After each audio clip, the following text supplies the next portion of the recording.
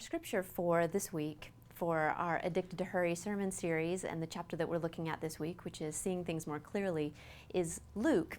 And it's chapter 6, verses 39 through 42, and I'll just remind you of it. Jesus also told them a riddle.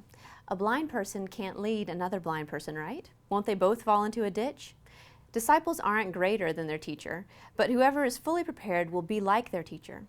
Why do you see the splinter in your brother or sister's eye, but don't notice the log in your own eye?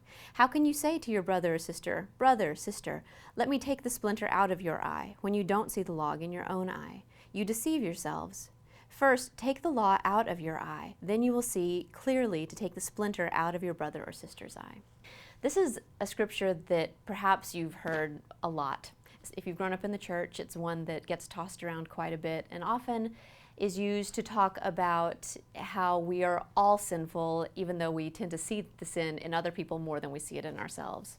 But I think Jesus is really saying two things here primarily in the scripture, both of which have everything to do with seeing things more clearly.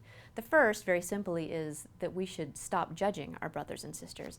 But the second, which I'll focus on more today, has to do with a modern phrase that I really like, which is that we tend not to see things as they really are, but we tend to see them as we really are.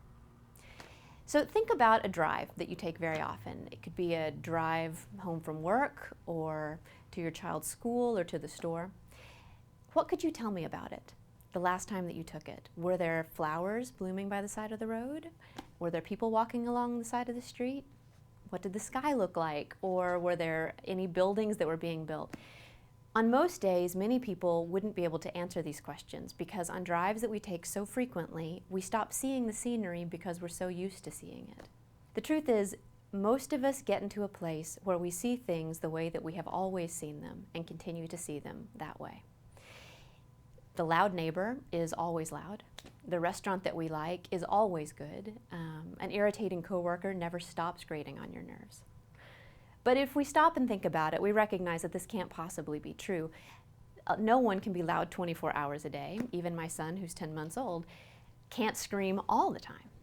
The restaurant will always have an off night, and even the most irritating person will have redeeming qualities. The trick is that we don't stop to see the way that things change. The world may be moving around us, but our view never changes. What we are called to do in this chapter for this week, though, is to pause and to take a moment to look around our lives and to see the way that things do change. In our chapter for this week, on page 79, I'm reading from the first sentence in the second paragraph. Dr. Jones reminds us that reflecting more on what we see may remind us of the important realities in our life, realities that we regularly undervalue or ignore. So what he's saying here is that in a lot of ways we choose on some level what realities about the world we're going to acknowledge and which ones we're going to overlook, which means that we're seeing the world not as it truly is, but much more as we are. And you know, there could be things that we could say that are positive about this approach, right? It's very comfortable. It feels very safe. It has the endearing quality of reinforcing our own belief systems, which we really like. But it also means that we don't see things the way that they are. We don't see the way that perhaps God is revealing God's self in the world around us because we're so used to seeing things only in a specific way.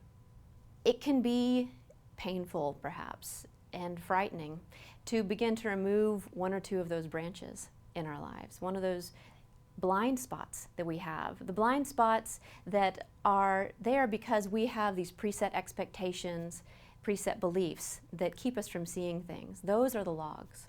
And when we begin to remove those branches, we might not like it because that might show us a way that we've been wrong about something. That could be embarrassing or humbling. But it also opens up the possibility to see the amazing things that surround us that we may have been missing, to see the lively flowers that could brighten your daily drive, or to catch in what may be a humbling moment for us, a moment of kindness from that irritating coworker. These are things that when we begin to slow down, we open ourselves to in the world. And as we slow down more and become more aware, what tends to happen is we find that there is so much more that we have to be grateful for in this world. Have you noticed recently how snug your bed is at night, or how your house keeps you appropriately warm or cool? Have you paid attention to the brush of a breeze against your cheek, or how truly wonderful it is to hear a child laugh? These are all things that happen habitually, and so we become blind to them in the rush of our lives. So here are some questions for consideration. Tuning into the world around us requires us to slow down and pause and take a deep breath. What are some places in your life that you think it might make a difference if you did that, if you slowed down and took a breath and took a look around you? And what are 3 reasons why that might be really hard to do? And are those reasons good?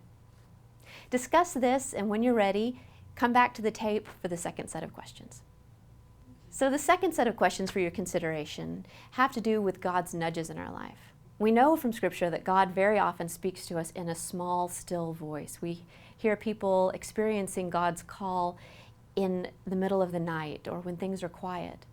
But often in our daily lives, things are not quiet, they're busy. So if God was trying to catch your attention, if God was speaking to you in a small, still voice on a regular day, what might there be that would get in your way of hearing God?